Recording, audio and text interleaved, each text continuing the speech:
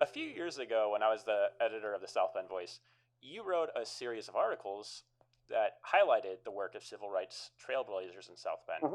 Hmm. Um, I'll provide a link to those articles in the description below for anyone who's watching on YouTube. But South Bend has a surprisingly rich activist history, actually, and you documented that history in these articles. One of those trailblazers was Odie Mae Johnson Streets. Hmm. She graduated from Central High in 1931, which was one of the only integrated schools in South Bend. I want to quote Odie Mae from the article that you wrote. Quote, "Black girls were not allowed to take swimming classes, so one day I told my friend, quote, I'm going to sign up. They will have to tell me I can't take swimming lessons." Hmm. Could you talk a little bit about Odie Mae's background and Yeah, I mean, so she's this fascinating character, right? Odie Mae was incredibly light-skinned, so as they say, she could have easily passed if she chose to, but she didn't. In the 1930s, when places like the Anchorman Public Natatorium were excluding people of color, we're talking about a decade after, in the 19 teens and the 1920s, about 19% of the white men in St. Joseph County, Indiana, were members of the Ku Klux Klan.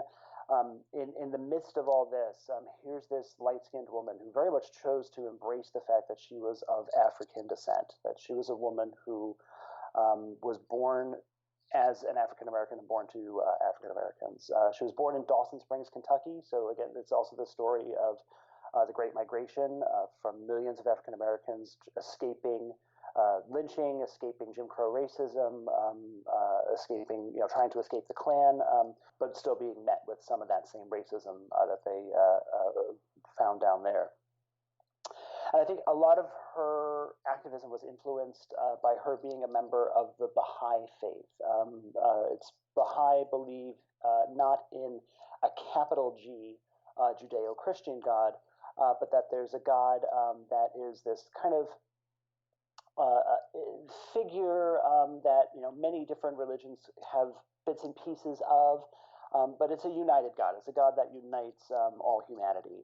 That may come in different forms to different people, but it's a very uniting and united way of looking at people of different religious and ethnic backgrounds. So I think that helped inform some of her activism. So as she encountered racism in her own life, again, being told that she couldn't join the swim team on Central High because she identified as an African American woman, really having that bravery to be able to stand up and say what she said, that no, I'm going to make them tell me no, and then defend that position, defend the fact that they don't think I'm as human or as good as any other person can be.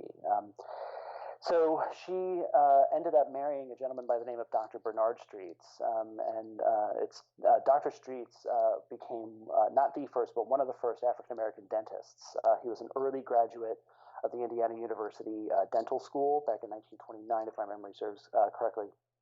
But then came back to South Bend and opened a dental practice on the West Side, which at this time was increasingly becoming more African American, but also Eastern European. So, in addition to his African American clients, he had a lot of Polish American clients. So he ended up teaching himself Polish in order to be able to serve all of them.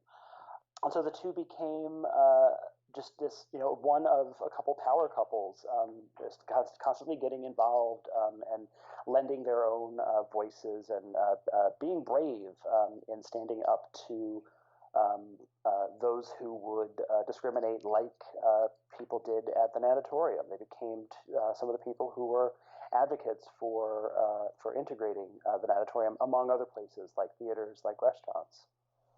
I found it noteworthy because Odie Mae, as a woman of color, she actually ended up, it seems, taking her experiences and helping people who came from similarly difficult situations.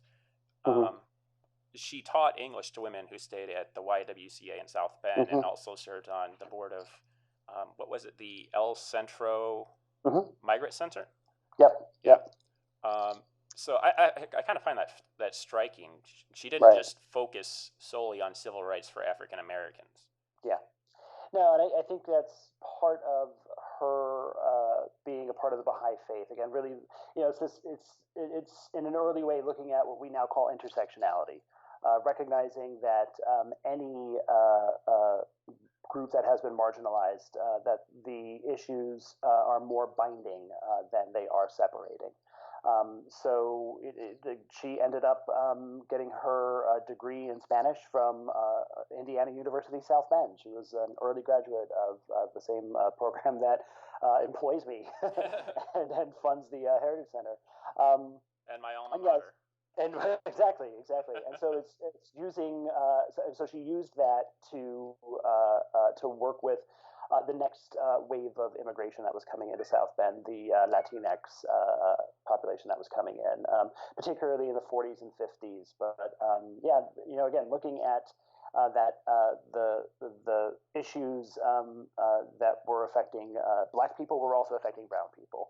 And working hard to try to do that, recognizing that there are differences, and the language barrier was one of them for Latinx, and so that informs some of her work, and her using that degree, her using that training to be able to do that. It's a special story.